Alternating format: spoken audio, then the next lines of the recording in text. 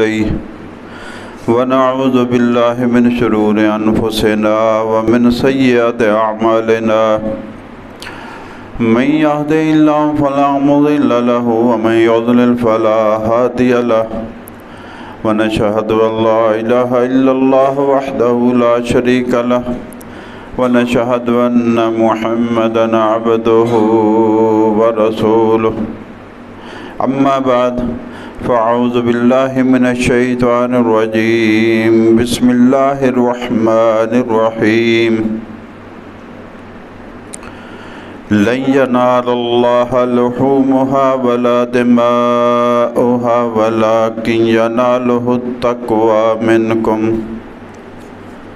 صدق الله العظيم إن الله وملائكته يصلون على النبي يا أيها الذين آمنوا صلوا عليه وسلموا تسليما اللهم صل على محمد وعلى آل محمد كما صليت على إبراهيم وعلى آل إبراهيم إنك حميد مجيد اللهم بارك على محمد وعلى آل محمد كما باركت على إبراهيم وعلى آل إبراهيم إنك حميد مجيد الحمدللہ ثم الحمدللہ۔ اللہ پاک کا بے حد بے حساب بے شمار احسان ہے کہ اس نے ہمیں جمعۃ المبارک کی نماز کی حاضری نصیب فرمائی۔ اللہ تعالیٰ ہمارا آنا قبول فرمائے اور اسی حاضری کو ہمارے لیے دونوں جہان میں خوشیوں کا، خوشحالیوں کا، خیر و برکت کا اور آسانیوں کا ذریعہ بنائے، آمین یا رب العالمین۔ الحمدللہ اللہ کے فضل و کرم سے آج کا دن ہمیں ایسا نصیب ہوا کہ ہم اللہ کے گھر میں جمعہ کی نماز کے لیے حاضر ہیں اور لاکھوں کی تعداد میں اہل ایمان میدان عرفات میں اللہ سے مناجات کے لیے حاضر ہیں۔ آج مناجات کا دن ہے، آج دعاؤں کا دن ہے، آج التجاؤں کا دن ہے۔ اس لیے میدان عرفات میں اہل ایمان اللہ کو پکار رہے ہیں، اللہ سے معافیاں مانگ رہے ہیں، تو ہمیں بھی اسی منظر کو مد نظر رکھتے ہوئے آج زیادہ سے زیادہ اللہ سے معافی مانگنی ہے، اللہ سے توبہ اللہ کے حضور کرنی ہے، اللہ سے بخشش مانگنی ہے اور آئندہ کے لیے استقامت مانگنی ہے۔ اللہ تعالی ہماری یہ التجائیں قبول فرمائے۔ حج اور قربانی کا مہینہ مالی اور بدنی عبادات کی کو اپنے اندر سموئے ہوئے پچھلی بار ہم نے حج کے حوالے سے بات کی تھی، جو کہ آج وقوع پذیر ہو رہا ہے۔ آج قربانی کے حوالے سے بات کریں گے کہ 2 دن بعد قربانی ہو رہی ہے، 1 دن بعد قربانی آ رہی ہے۔ حج اور قربانی کا بلکہ سارے اعمال کا، اعمال بر، نیک اعمال کا نتیجہ قرآن میں اور دین میں جو آتا وہ ہے تقوی۔ عقیدہ تمہیں سکھایا جاتا ہے، نیک اعمال سکھائے جاتے ہیں تاکہ نتیجے کے طور پر تم متقی بن جاؤ۔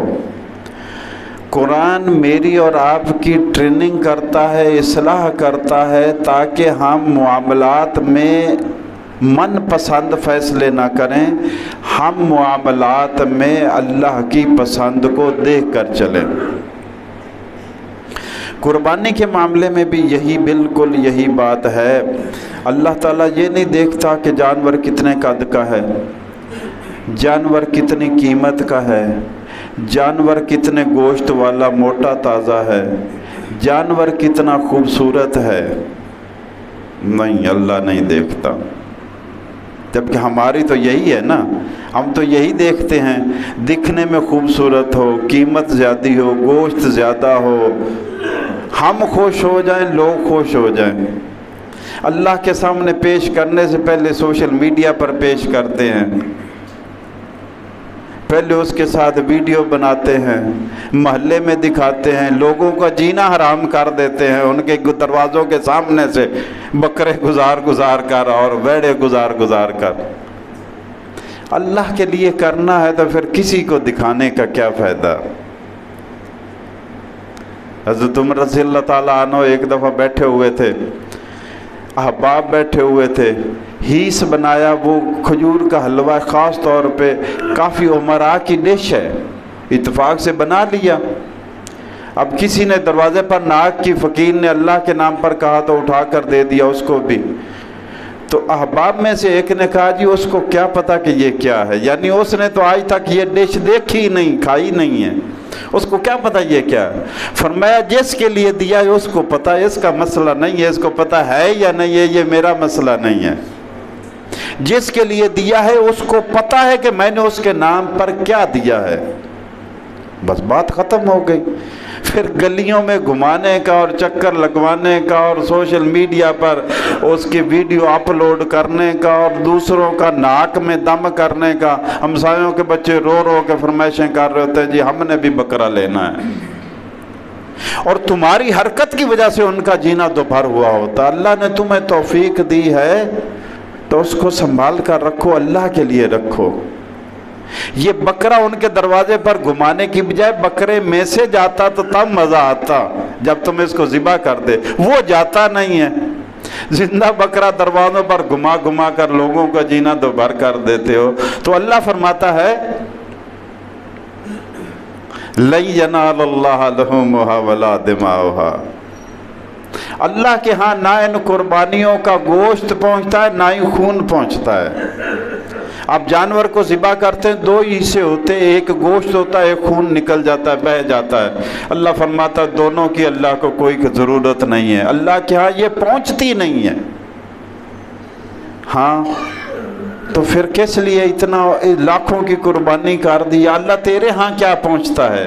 اللہ فرماتا ہے وہ نہیں پہنچتا، تیرے ہاں پہنچتا ہے وَلَٰكِن يَنَالُهُ التَّقْوَىٰ مِنْكُمْ، جو تیرے اندر تقویٰ تھا، اللہ کا خوف تھا، وہ پہنچ گیا۔ قربانی پہنچی نہ پہنچی وہ پہنچ گیا اللہ کے ہاں۔ تو بات جانور کی نہیں ہے۔ وہ سوشل میڈیا پر ایک پوسٹ لگی ہوئی تھی، کسی نے بڑی پیاری بات کی تھی کہ باہر کا جانور تو ذبح کر رہے ہو، کبھی اندر والا بھی ذبح کرو اس کو۔ یہ جو اندر جانور بیٹھا ہوا ہے، دوسروں کی توہین کرنے والا، دوسروں کو حقیر جاننے والا، دوسروں کو نقصان پہنچانے والا، دوسروں سے حسد کرنے والا، دوسروں سے بغض رکھنے والا، یہ اندر والا جانور جو ہے اس کو بھی تو ذبح کرو، وہ ایک بھی نہیں ہوتا۔ سب سے خطرناک بیماریاں، اب یہ آج ہم بات کریں گے، قرآن کا فیصلہ ہے، تو سب سے خطرناک بیماریاں جو ہیں وہ دل کی بیماریاں ہیں۔ اچھا دنیاوی لحاظ میں بھی دل کی بیماریوں کا کسی زمانے میں بہت چرچا تھا، دل کی بیماری کو ایک سٹیٹس فگر بھی سمجھ لیا گیا تھا کہ یہ بڑے لوگوں کی بیماری ہے۔ آج تو خیر غربا کو بھی لگ گئی نا، سب کو لگ گئی، تو ان کے لیے علیحدہ کارڈیالوجی بنے، ہسپتال بنے، دل کے ڈاکٹر علیحدہ، عمر آ کی ضیافت کے لیے۔ لیکن دین بھی کہتا ہے کہ بیماریوں میں سب سے زیادہ مہلک خطرناک دل کی بیماریاں ہیں۔ دل میں شرک ہے، حسد ہے، بغض ہے، عداوت ہے، عقیدہ خراب کرنے والی بیماریاں ہیں ہی دل کی بیماریاں سارے۔ تو فرمایا لَن يَنَالَ اللَّهَ لُحُومُهَا، ہرگز نہیں پہنچتا اللہ کے ہاں ان قربانیوں کا گوشت، وَلَا دِمَاؤُهَا، اور نہ ہی ان کا خون۔ تو میں نے جس بات پر زور دیا وہ یہ ہے کہ زندہ جانور کو لوگوں کے دروازے پر چہل قدمی کرانے کی بجائے اس کا گوشت ان دروازوں تک پہنچے، یہ دین چاہتا ہے۔ دنیا چاہتی ہے کہ گوشت تو فریجوں فریزروں میں آ جائے، زندہ جانور گھومتا رہے دروازوں پر۔ دین کہتا ہے کہ زندہ جانور کسی کو دکھے نہ دکھے، تمہاری قربانی کی خوشبو گھر میں داخل ہو جائے۔ یہ پہنچنا چاہیے۔ وَلَٰكِن يَنَالُهُ التَّقْوَىٰ مِنْكُمْ، تقویٰ کیا ہے؟ اللہ سے ڈرنا۔ تقویٰ کیا ہے؟ اللہ سے ڈرنا۔ اور متقی کس کو کہتے ہیں؟ اللہ سے ڈرنے والا۔ جب تقویٰ اندر آ گیا تو اندر سے ہی میرے سارا جسم کنٹرول ہو رہا ہے، دل اور دماغ میری پورے جسم کو، آپ کے جسم کو بھی کنٹرول کرتا ہے۔ اگر اندر تقویٰ آ گیا تو آنکھ بھی کنٹرول میں آ گئی، کان بھی کنٹرول میں آ گیا، زبان بھی کنٹرول میں آ گئی، ہاتھ بھی، پاؤں بھی، سوچ بچار سب کچھ کنٹرول میں آ گیا۔ لیکن اس کے لیے شرط ایک ہی ہے کہ تمہارے اندر اللہ کا ڈر داخل ہو جائے، اور یہی قربانی کا مطلوب ہے۔ وَلَٰكِن يَنَالُهُ التَّقْوَىٰ مِنْكُمْ، اللہ کے ہاں تقویٰ پہنچتا ہے کہ تم کتنے اللہ سے ڈرنے والے ہو۔ ہدی للمتقین، قرآن ہدایت ہے متقین کے لیے۔ جو اللہ سے ڈرتے ہیں وہ قرآن کو پڑھیں گے، لفظ لفظ میں ان کے لیے ہدایت ملے گی، آیت آیت میں، صفحے صفحے پر ان کے لیے ہدایت ہوگی۔ یہ کرنا ہے، یہ نہیں کرنا ہے، یہ اچھا ہے، یہ برا ہے، یہ جائز ہے، یہ ناجائز ہے، یہ حلال ہے، یہ حرام ہے، قدم قدم پر رہنمائی ملے گی۔ اگر اندر اللہ کا خوف ہے، اللہ کا ڈر ہے، اور اگر دل میں اللہ کا ڈر نہیں ہے تو کتنے ہی باہر سے بھیڑ نظر آنے والے، وہ بلے شاہ نے بڑا پیاری بات کہی تھی، بلیا لوکی لٹی جاون، بلیا لوکی لٹی جاون، پڑھ پڑھ استغفار، ہاتھ میں تسبیحاں ہیں، لوگوں کو لوٹتے جا رہے ہیں۔ باہر سے بھیڑ نظر آنے والے اندر سے بھیڑیا بنا بیٹھا ہے، باہر سے ہاتھ میں تسبیح ہے، سر پر ٹوپی ہے، جبہ دستار ہے، دیکھنے والے کہتے ہیں کہ بڑا اللہ والا ہے، اندر سے بھیڑیا ہے۔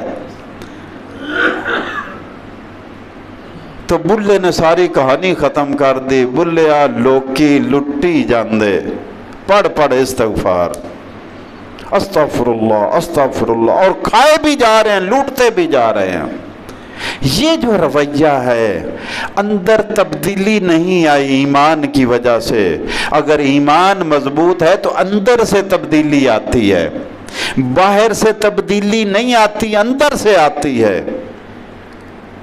باہر سے تبدیلی نظر نہ بھی آئے تو اس کے اخلاق میں، رویے میں، کردار میں جھلک نظر آتی ہے کہ یہ مومن ہے، ایمان والا ہے۔ لَن يَنَالَ اللَّهَ لُحُومُهَا، ہرگز نہیں پہنچتا اللہ کے ہاں ان قربانیوں کا گوشت، ولا دماؤها، اور نہ ہی ان کا خون، وَلَٰكِن يَنَالُهُ التَّقْوَىٰ مِنْكُمْ، ہاں تمہارا تقویٰ پہنچتا ہے کہ تم کتنے اللہ سے ڈرنے والے ہو۔ اچھا، اگر تو بندہ اللہ سے ڈرنے والا ہے تو کیا قربانی کا جانور حلال کے مال سے خریدے گا، حرام سے خریدے گا؟ 1 روپیہ ٹکا نہیں آنے دے گا کہ میں اللہ کے نام پر قربانی کرنے لگا ہوں۔ یہی تو اللہ کہہ رہا ہے کہ جانور نہیں پہنچتا، جتنا دل لے لو، بڑا لے لو، چھوٹا لے لو، تمہارے اندر جو اللہ کا تقویٰ ہے، تم جو عقیدے اور ایمان کو صحیح رکھ کر زندگی گزار رہے ہو، یہ اللہ کے ہاں پہنچتا ہے کہ تم کتنے خالص ہو، کتنے خالص ہو، کتنے صاف ہو، کتنے ستھرے ہو، کتنے پاکیزہ ہو، تمہاری سوچ، تمہارا عمل، تمہارا مال، تمہارا روپیہ پیسہ، یہ پاک ہے۔ اللہ پاک ہے اور پاک کو ہی پسند کرتا ہے۔ اللہ پاک ہے اور پاک کو ہی، عمل بھی پاک، عقیدہ بھی پاک، مال بھی پاک، تعلق بھی پاک۔ اللہ پاک ہے اور پاک چیزوں کو ہی پسند کرتا ہے۔ اللہ کو رشوت کے مال سے راضی نہیں کیا جا سکتا، اللہ کو سود کے مال سے راضی نہیں کیا جا سکتا، اللہ کو ناجائز کمائی سے خوش نہیں کیا جا سکتا، اللہ کو ناجائز اعمال سے منایا نہیں جا سکتا۔ حدیث پاک میں آتا ہے ان اللہ لا ينظر الى صورکم ولا الى اموالکم۔ یہی آیت کی پوری تشریح، یہ جو آیت میں نے آپ کے سامنے سورہ حج کی آیت نمبر 37 ہے غالباً، جی 37، سورہ حج کی آیت نمبر 37 پڑھی کہ اللہ کو نہ قربانیوں کا گوشت پہنچتا ہے، نہ خون پہنچتا ہے، تمہارا تقوی پہنچتا ہے۔ اللہ نے اپنے نبی صلی اللہ علیہ وسلم کی تربیت کی، ٹریننگ کی، اور ان کی زبان پاک سے وہ جو حدیثیں نکلی وہ بھی قرآن کی تشریح اور قرآن کا ہی نمونہ ہے۔ تو فرمایا اللہ کے رسول نے ان اللہ لا ينظر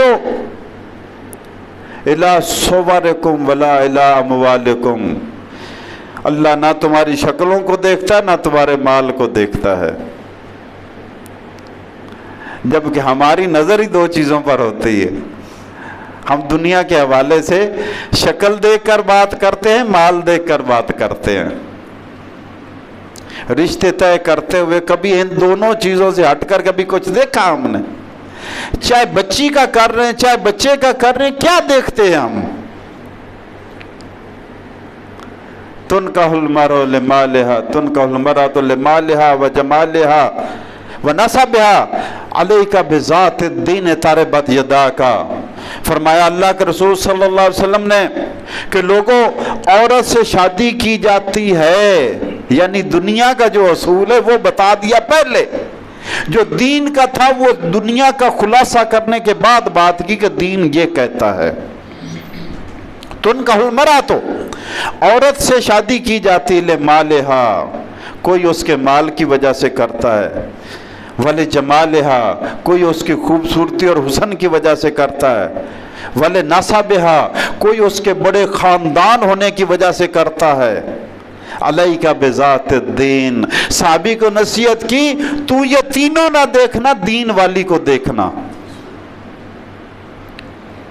ان اللہ لا ينظر الى صورکم ولا الى اموالکم، اللہ نہ تمہاری صورتیں دیکھتا ہے نہ تمہاری شکلیں دیکھتا ہے، قد کاٹ کتنا ہے، رنگ کتنا ہے، ناک نقشہ کیسا ہے، خاندان کیسا ہے، نسب کیسا ہے، کس علاقے کا رہنے والا ہے، کتنے قد کاٹ کا ہے، کیا کام کرتا ہے، کتنا دولت مند ہے، کتنا امیر ہے، نہیں، اللہ یہ نہیں دیکھتا۔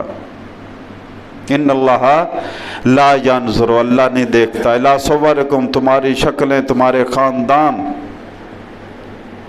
ہم تو شکل دیکھ کر عزت بھی دیکھتے ہیں، شکل دیکھ کر کرسی بھی دیتے، شکل دیکھ کر بٹھاتے بھی، شکل دیکھ کر کھڑے بھی ہو جاتے اس کے لیے۔ یہی تو تربیت حاصل کرنی ہم نے، یہ قرآن و حدیث کی سنت کی ممبر رسول پر تقریریں اور باتیں اور خلاصے اور کہانیاں کہہ کر اٹھ جانا اور اس کو اپنانا نہ، ادھر سے سنی ادھر سے نکال دی، یہ جمعہ کا مقصود ہی نہیں ہے۔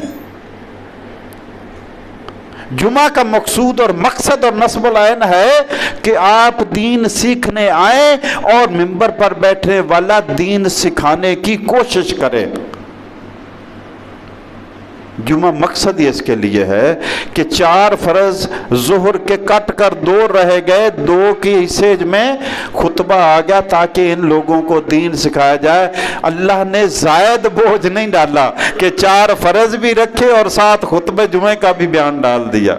وہ کتنا کریم ہے کہ رعایت دے دی، اپنے 4 فرض کاٹ کر 2 کر دیے اور 2 کی جگہ پہ خطبہ دے دیا، میری اور آپ کی رعایت رکھی۔ اور وہ رعایت والے آخری لفظ پہ آتے ہیں کہ اب جماعت کھڑی ہونے لگی، جلدی بھاگ کر جاؤ، شامل ہو جاؤ، جمعہ ہو جائے۔ تو وہ جو جمعے کا دین سیکھنے کا مقصد تھا وہ تو فوت ہو گیا۔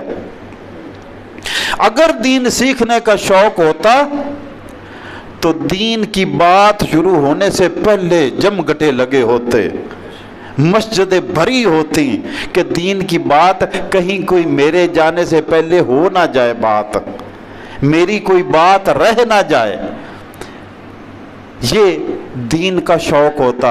فرمایا ان اللہ لا ينظر الی صورکم، اللہ نہیں دیکھتا تمہاری شکلیں، صورتیں، خاندان، قبیلے، نسب کس سے ہو، ولا الی اموالکم، نہ تمہارے مال دیکھتا ہے، تم کتنے کروڑ پتی، ارب پتی، کھرب پتی، جگیردار، مالدار، دکاندار، تاجر، زراعت والے، کسی عہدے مرتبے والے، طاقت قوت اقتدار اختیار والے، اللہ نہیں دیکھتا ہے۔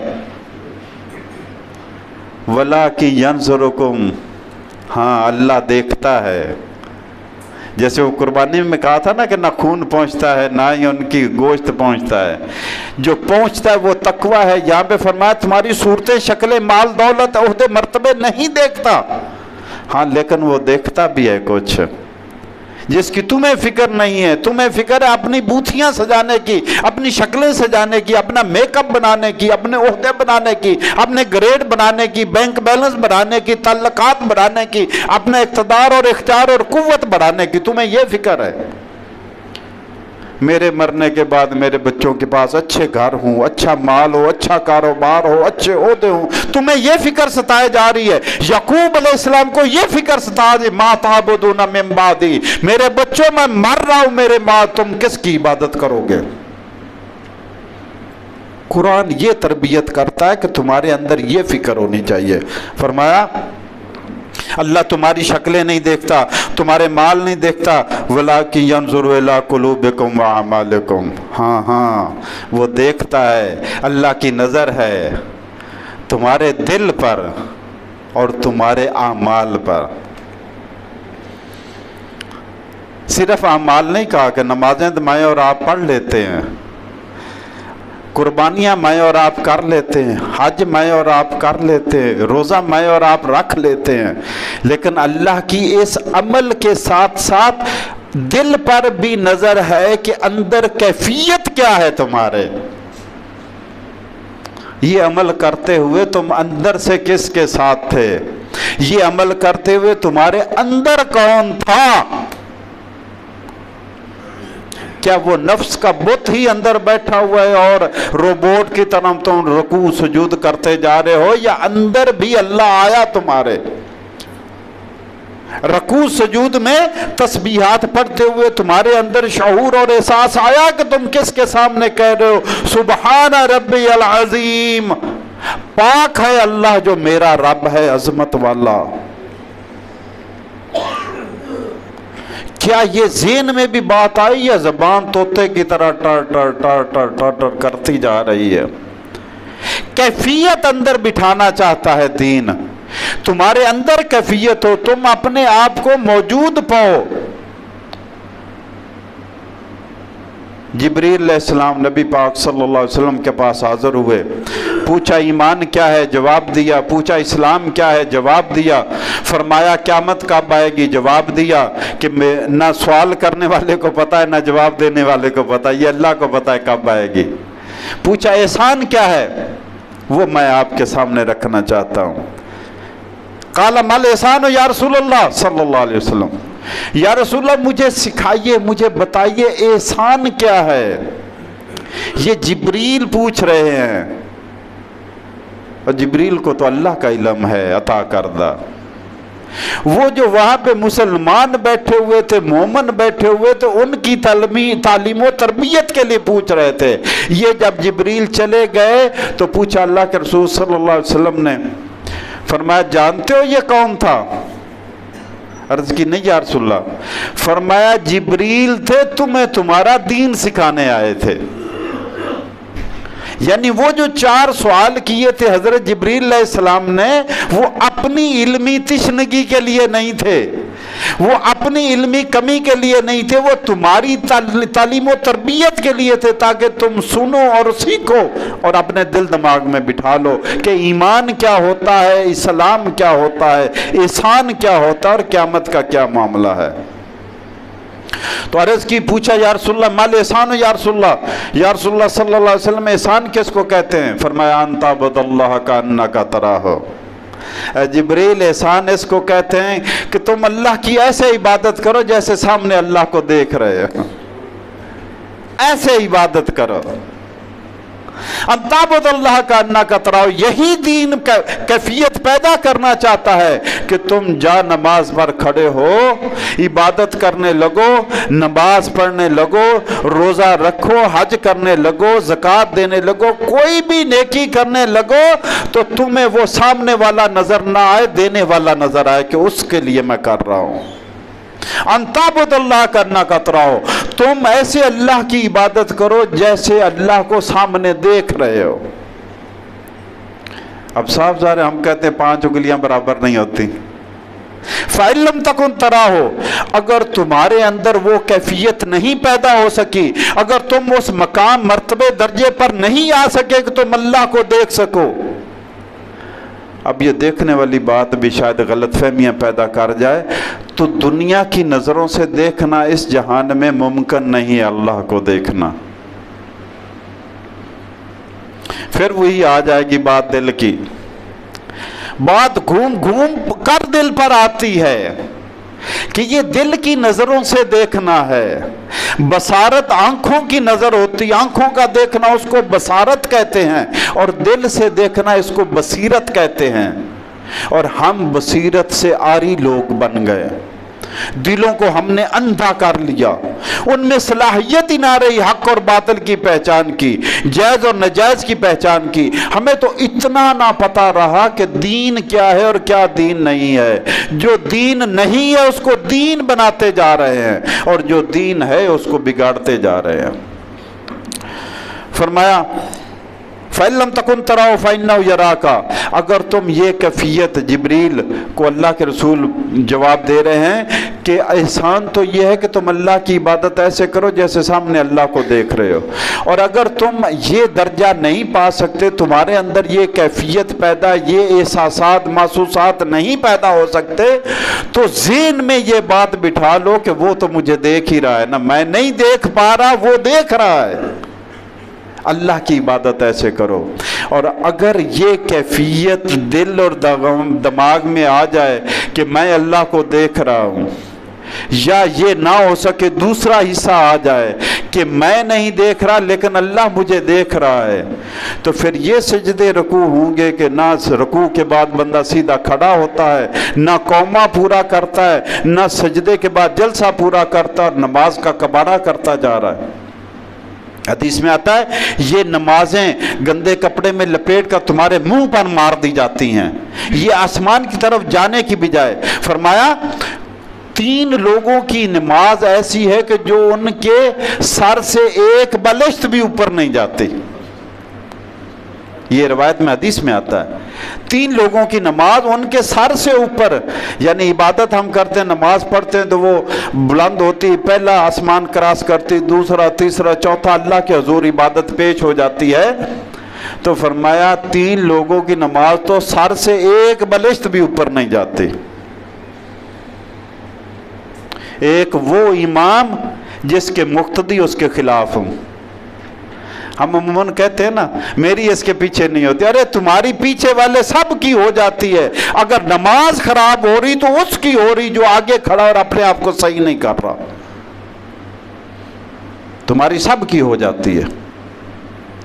तो फरमाया अगर ये कैफियत पैदा नहीं कर सकते तो ये कैफियत पैदा करो कि अल्लाह तो मुझे देख रहा है। तो फरमाया इन्नल्लाह ला यंज़ुरु इला सुवरिकुम वला इला अमवालिकुम, अल्लाह ना तुम्हारी सूरतें देखता है ना तुम्हारे माल देखता है, वलाकिन यंज़ुरु इला कुलूबिकुम व अमालिकुम, हाँ अल्लाह की नज़र है, अल्लाह की नज़र तुम्हारे अमलों पर है कि क्या करते फिर रहे हो। हम समझते हैं ना अल्लाह की नज़र हमारे अमाल पर है, यानी नमाज, रोज़ा, हज, ज़कात, तो जो हम दफ्तरों में करते हैं वो अल्लाह की नज़र में नहीं है। जो हम गलियों में, बाज़ारों में करते हैं, जो हम असम्बलियों में करते हैं, जो हम अपने घरों में करते हैं, वो अल्लाह की नज़र में नहीं है। क्या उस वक़्त अल्लाह नहीं देख रहा होता? अल्लाह हर वक़्त हमें देख रहा है या कभी कभी देखता है? हर वक़्त देख रहा है। तो अल्लाह हर वक़्त देख रहा है, तो हर वक़्त के आमाल हमें सही करने होंगे। ये कैफियत दिल में बिठानी होगी कि मैं दफ्तर में हूँ तो ये जो कर रहा हूँ अल्लाह देख रहा है। میں عدالت میں ہوں تو یہ جو میں کر رہا ہوں اللہ دیکھ رہا ہے، میں دکان میں ہوں تو جو میں کر رہا ہوں اللہ دیکھ رہا ہے، میں بازار میں ہوں تو جو میں کر رہا ہوں اللہ دیکھ رہا ہے، میں کھیت میں ہوں تو جو میں کر رہا ہوں اللہ دیکھ رہا ہے۔ تو کیا اللہ کو ہماری ناپ تول میں کمی، ملاوٹ، رشوت، دھوکہ، یہ اس کا پتہ نہیں ہے؟ وَلَٰكِنْ يَنْظُرُ إِلَىٰ قُلُوبِكُمْ وَأَعْمَالِكُمْ۔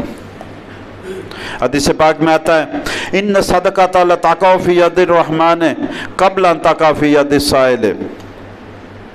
قربانی کے حوالے سے یہ اللہ کے نام پر قربانیاں ہو رہی ہیں، اللہ کو خوش کرنے کے لیے قربانیاں ہو رہی ہیں، بلکہ ہر عبادت، ہر نیکی اللہ کو خوش کرنے کے لیے ہے۔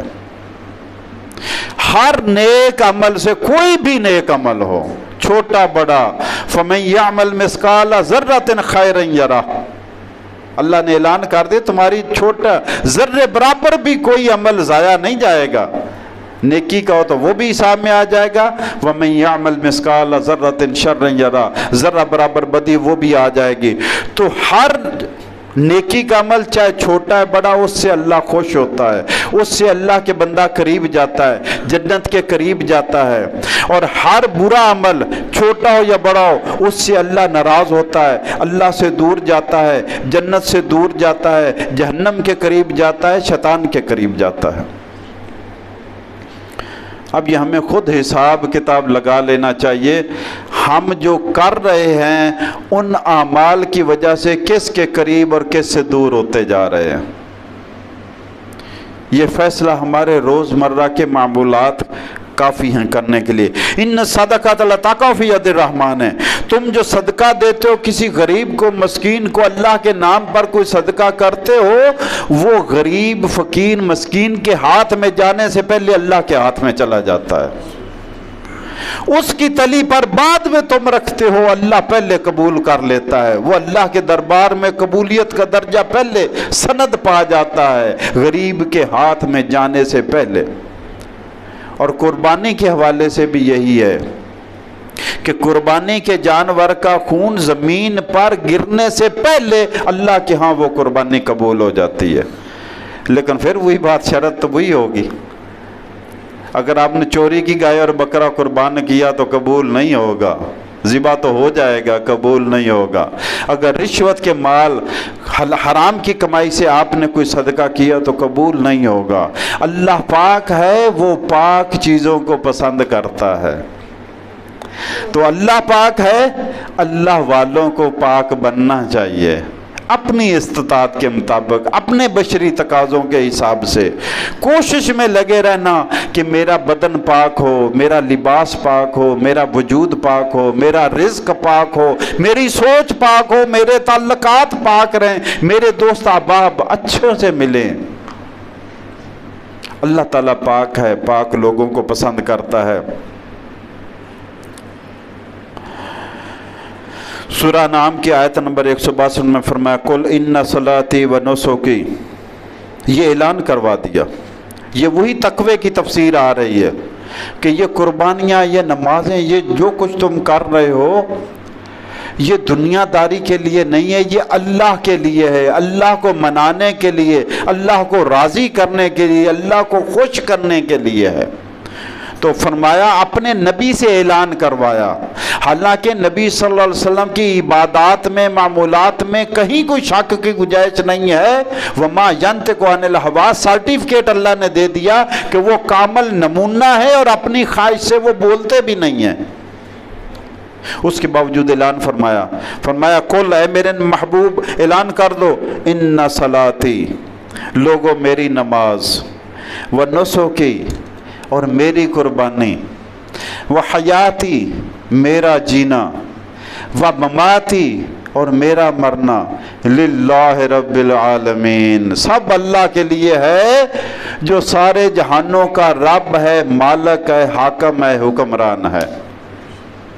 اعلان کروایا اپنے نبی سے، مجھے اور آپ کو بتایا کہ تم بھی اعلان کرو کہ ان صلاتی و نسکی و محیای و مماتی، تم بھی اعلان کیا کرو کہ اللہ میری نماز، میری قربانی، میرا جینا، میرا مرنا اللہ رب العالمین کے لیے ہے۔ ला शरीक लहू, उसका कोई शरीक नहीं है। खालक होने में वो अकेला है, कोई शरीक नहीं है। राज़िक होने में वो अकेला है, कोई शरीक नहीं है। मुहय्यी, जिंदगी देने में वो अकेला है, कोई शरीक नहीं। मौत देने में वो अकेला है, कोई शरीक नहीं। अगर वो किसी को अता करे तो कोई रोकने वाला नहीं है, अगर वो किसी से रोक ले तो कोई देने वाला नहीं है। ला शरीक लहू, इजहार करो, इकरार करो, ऐलान करो, ला शरीक लहू। लब्बैक अल्लाहुम्मा लब्बैक, क्या है, यही तराने चल रहे हैं। ला शरीक लका लब्बैक। तो फरमाया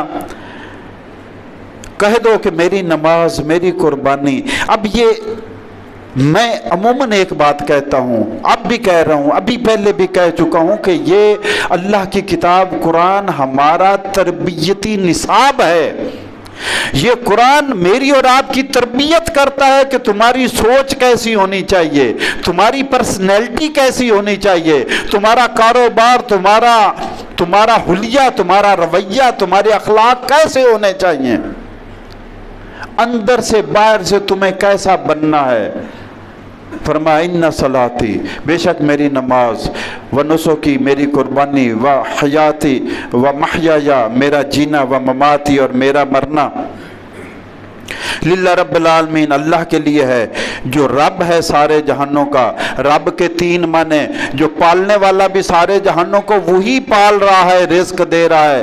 वो मालक सारे जहानों का वही मालक है, हुक्मरान सारे जहानों का वही हुक्मरान है, और मुदब्बर सारे जहानों का निज़ाम चलाने वाला वही है, कोई और नहीं। कुरान सिखाता है कि तुम उस अल्लाह के बंदे हो जो पूरी कायनात को चला रहा है। अरबों खरबों के हिसाब से तारे, सितारे, गैलेक्सीज, कक्षाएं हैं, कोई आपस में टकराते नहीं, अल्लाह के हुक्म के पाबंद हैं। सूरज उसके हुक्म का पाबंद है, कभी ताखीर नहीं करता, ना निकलने में ना डूबने में। चांद उसी के हुक्म का पाबंद है, कभी ताखीर नहीं करता, ना निकलने में ना डूबने में। दिन कभी ताखीर नहीं करता, ना आने में ना जाने में। रात कभी गलती नहीं करती, ना आने में ना जाने में।